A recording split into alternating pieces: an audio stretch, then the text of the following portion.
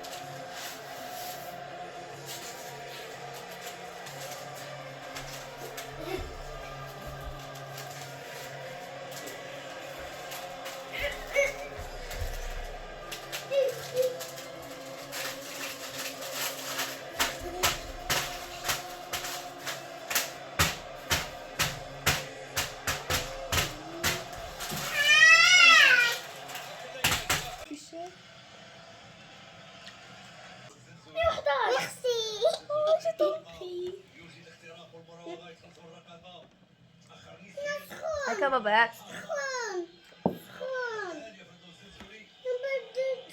ماما سي بور موا. ودابا كان الشوط الاول كانت ساله.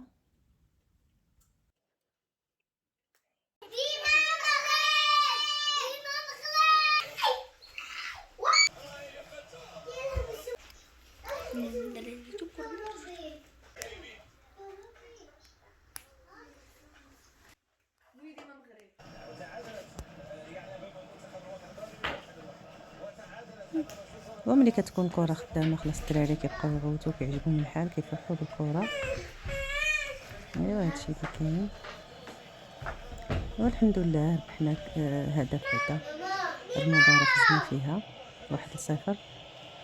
عقبه ان شاء الله المباراه الجايه.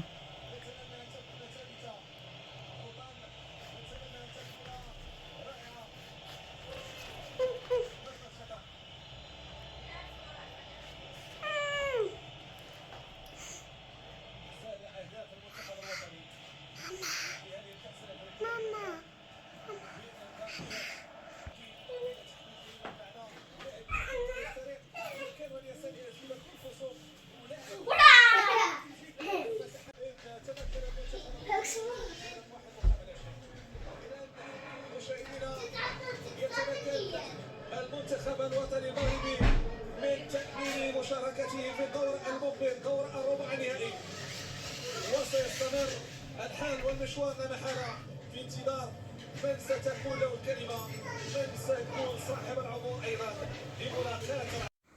وهكذا كيكون الماتش تسالى والمغرب ضمن التأهل لربع النهاية.